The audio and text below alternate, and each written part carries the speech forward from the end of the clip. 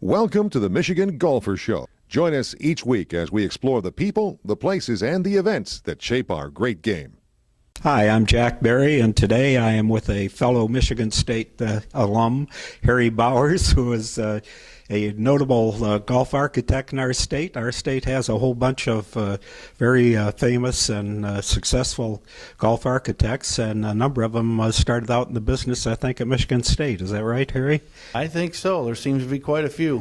When did you get out of state, and how did you get into designing golf courses? I was 1983, and I had sent my resumes out like everybody else did to every golf course architect in the business. I did go through a dual bachelor degree program, so I did have a degree in turfgrass management as my backup. And Mr. Jones, Robert Trent Jones Sr., used to come out and give a talk to the two-year turfgrass students. Well, I was a four-year student, but Dr. Ken Payne was the head of the program for the two-year program, and he invited me to sit in because he knew what I wanted to do. And the second year, I kind of boldly went up and shook Mr. Jones's hand and slipped him a resume, and I doubled down by sending one to the office in Montclair, and I guess it was February. I hadn't even finished my last two courses in landscape architecture, and I got the call and went out to New Jersey and never looked back. I never did finish the last two classes. I've got my degree in turf, but not in landscape architecture. Sure. You're from South Lyon, and you've had some jobs around here, and Pierce Lake, wonderful course out off of I-94 west of Ann Arbor, and Inkster Valley, and some of the other ones. Let's talk about Caberfae Peaks.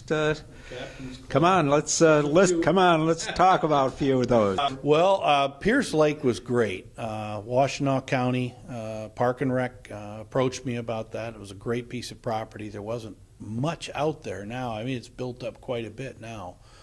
But that was kind of a period of time where I was doing golf courses very economical. I was trying to get back to golf that was very playable, more natural, didn't cost a fortune to build. I'm not sure if maybe some of that was left over, that I kind of actually felt guilty about how much money we spent at the Rock. I mean, I didn't know who was going to play it at the time, and I couldn't believe it. And, you know, of course, people were telling me, don't worry about it. Monahan's got plenty of money. If he wants to build it, go ahead and build it. But I had never really done that before. And even when I was with Mr. Jones, if you look at the big architects of the time, which Nicholas and Fazio and Pete Dye and Jones, we were so much more economical than the others. I mean, we spent far less money because Jones was more of a, I wouldn't call him a minimalist, but he didn't do a lot of fancy things. We tried to work with the land, not against it. And a lot of the architects talk about that, but not many of them really do it. So I was trying to get back to that, and when I was approached by Washtenaw County, it was great. It was a great piece of property. We went through the whole bid process. I think it was B&V at the time. I don't know if they even exist anymore as far as a dirt contractor here in Wixom. But I think we did that golf course for about $1.3 million. I mean, it was unheard of, you know. I would say probably Jerry Matthews was the other guy that was doing things very economical. He didn't believe in spending a lot of money and trying to keep the land, you know, more natural. So that was a great golf course we did. I'm very proud of that because today it's you know, with all the golf courses that have had trouble financially, Pierce Lakes just keeps chugging along. They're doing real well. And of course, right after that, we got involved with Wayne County and doing the Inkster Valley golf course, another golf course that I'm pretty darn proud of. That floodplain that went through there with the Middle Rouge River was just littered with all kinds of debris. I mean, old cars and trucks. And one time we went into this one area near the river, and we found a mountain of car batteries. Wow. Just stacked up, leaking all kinds of, it was terrible.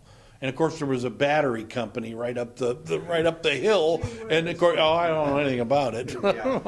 But we found a mountain of like windshield glass. People just dumped things down there, and you're restricted on how much you can change those corridors. So really, down in the floodplain, couldn't really move much dirt. The DNR, or the DEQ now, as they're called, gave us a little bit of leeway on elevating some of the greens and the tees, but most of the fairways are pretty natural, and that soil tends to shift every year with the freeze and the thaw. So, it kind of gets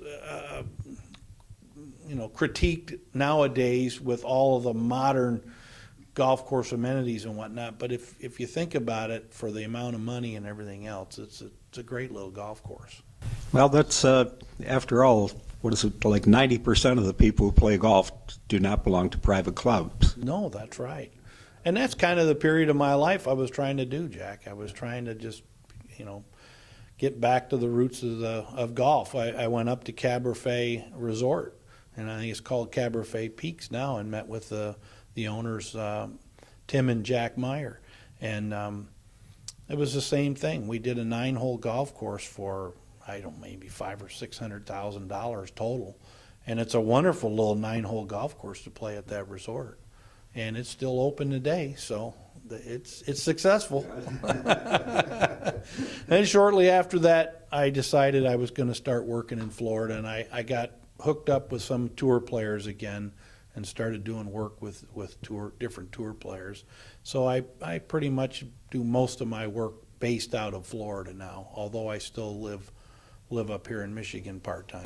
Well, Ray Floyd, you worked with the course there in Grand Blanc, Captain's Club, is that it?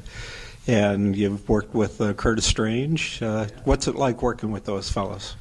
I've never been a person to be has to be out front and everything else. I've kind of always had a good work ethic, and I work behind the scenes. So even when I was with Mr. Jones, when you work for Mr. Jones, you weren't out front. He was out front, and rightfully so. So working with tour players was never difficult for me. I was kind of the back of the house. I was the guy that got things done, and it's worked out well for me, because all of the tour players, whether it's Raymond or Curtis Strange or Mark O'Mara, or in Argentina I work with Angel Cabrera. So they've always returned work to me also. So it's been a good fit for me. It's not for everybody.